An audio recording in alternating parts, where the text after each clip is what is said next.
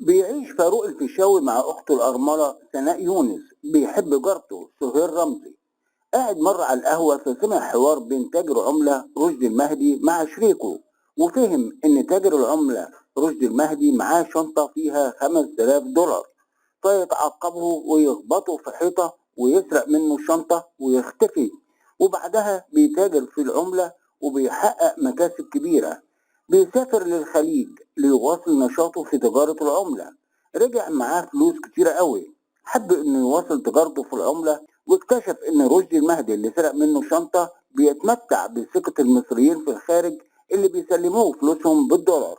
فجاب فاروق الفيشاوي شنطة قديمة اللي سرقها وبيحط فيها 5000 دولار، وراح لرشدي المهدي بيسلمه الفلوس بتاعته، واعتذر له عن اللي حصل منه معاه، وطلب منه ومن مراته الشابة مروة الخطيب إنهم يتعاونوا معاه عشان يحصل هو على فلوس العاملين بالخارج، وفتحوا مع بعض شركة لتوظيف الأموال.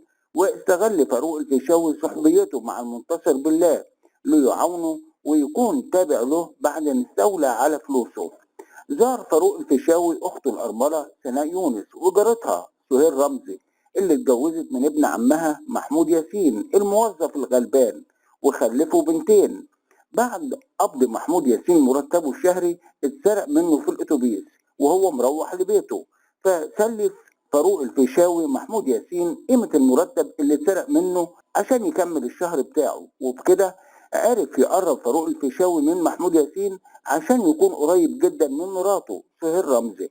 وقدم فاروق الفيشاوي دعوة رحلة بمناسبة أجازة الصيف لأولاد سهير رمزي، وإنهم يقضوا الأجازة في شقته بالإسكندرية مع أخته الأرملة، على إنه يقعد هو مع جوزها محمود ياسين في القاهرة. لكنه لحق اتفاقه وسافر للإسكندرية ويرافق أخته ومعاها صاحبتها سهير رمزي، وأبهر سهير رمزي بحياته وبفلوسه، وقرب منها لحد ما استدرجها ويتمكن من النيل منها. وتصادف حضور محمد الضفراوي أخو سهير رمزي من الصعيد ومعاه ابنه محمد هنيدي عشان يقابل عضو بلدهم في مجلس الشعب. وشاف أخته مع فاروق الفيشاوي في العربية اللي قاعدين فيها ونازل فيها بوس، فعزم الأمر على إنه يخسر عارهم.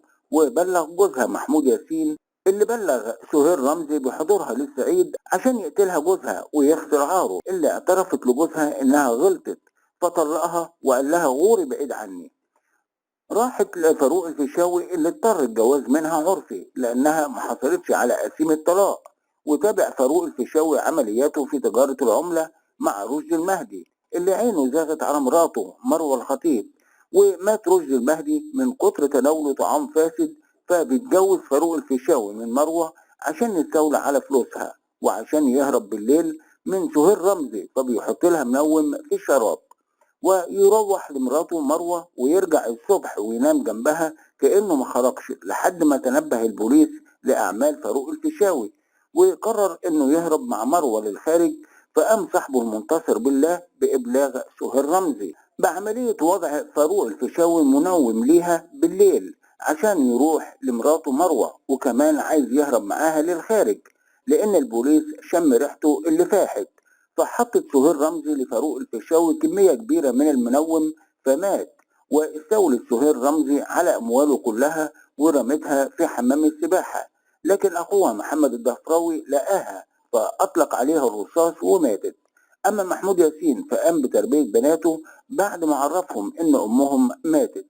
الفضيحة إنتاج 1992 من بطولة محمود ياسين وسهير رمزي وفاروق الفيشاوي والمنتصر بالله وسناء يونس ومحمد الضفراوي. القصة ليوسف جوهر والإخراج لفاروق الرشيدي.